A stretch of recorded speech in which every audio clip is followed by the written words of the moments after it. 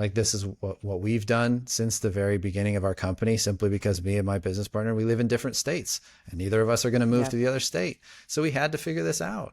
And Sure. yeah, it is very doable. It's very possible to have a fabulous, fabulous company culture Mm. and not have an office if you have the kind of work that lends itself to being able to be done that way.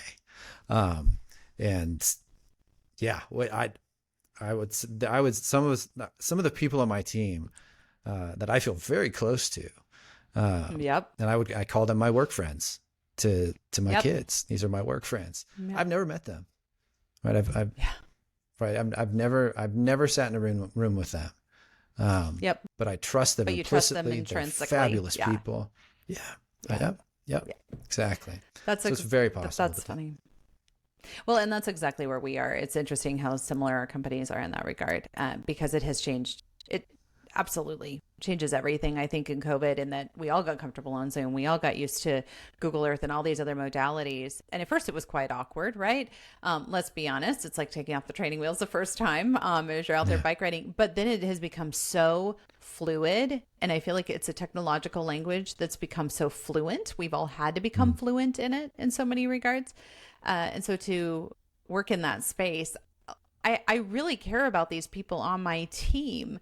And to your point, yeah, we've never sat across the table necessarily and even had a dinner together, which we need to do, but Yeah, it hasn't that'd be great. inhibited the work at all. Yeah. Which, in fact, if anything, I think it's been helpful, because coming back to your point about energy, people seem to be a lot more energized when I can say, I'm going to throw a chicken in a crock pot, throw in a load of laundry, and I'm going to sit down and I'm going to go into deep work mode. I'm going to get in that flow zone and I'm going to start cranking away on this without thinking, oh gosh, is everything falling apart back at home? Or is, or what about all my coworkers and all of the office politics, right?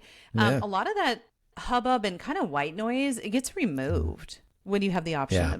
of putting together a remote team. Yeah. Yeah. And I think what people, maybe like your husband are missing, like just literally missing, they're missing kind of those connections that you get in an office, right? It's like, and so this is the difficult part of working virtually, remotely, or even hybrid. You have to find a way to kind of reinstate those connections, because your proverbial water cooler is gone, right? Like that doesn't for exist, real. right? There are no random collisions in the hallway. There are no passing conversations as someone walks by someone else's desk, right? That stuff doesn't exist in the world of virtual or remote. And so you've got to find a way to recreate that kind of like being human together space, right? And so companies who do this well and do good culture well virtually or remotely, that's what they've done, right? They figured out a way to kind of replicate those water cooler moments. And I think that's a huge part of what people who say, oh no, I need to be in the office, and they feel like they would miss that, and they would, Yeah. unless their virtual company does this in a different way. So my question is the how. How do we do it in a different way? Like, how do we replicate? Like, how I know for our team, we love Slack. We use Slack all the time, and it's great. You can just do a backslash Zoom and voila, up pops your person, right? Super duper helpful. What are the other ways we create virtual water coolers and we build this culture despite distance? Yeah, absolutely. Well, we're drifting a little bit, into the product that we offer, which is called Love Work. So I can talk about that if you want to. Go ahead. But what we're really about, right? What we're really about is actually creating more human moments in the work itself, right? So I think some of the more traditional answers you might get if you ask people this question, it's like, do a virtual happy hour, right? Like that kind of stuff, and all that's fine. I don't Like, want to come to a virtual happy hour. I'm not going to lie, Josh. That's not my happy place. Exactly. But it doesn't work for everybody. So from our perspective, you've got to find a way to get the humanity into the workflow, right? And so this is what Love Work does, right? It helps give people a structure to be able to meet with their team on a weekly basis and get a little bit of team building, in 15 minutes a week. And so it's just so creating some simple patterns to help your team be human with each other.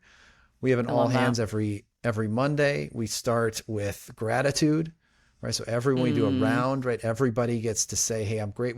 So we ask everybody, what are you grateful for today? And then how are you checking in? Like, what are you checking in upset? Are you checking in happy? Are you checking in whatever, right? There's no judgment. We just want to know how you're showing up today, right? So it's just a So we take a powerful. half hour, and that's what we do. We do that check-in, and then we watch our, what we call a huddle video, which is part of the Love Work experience. And we do that together. It takes a half hour for us once a week.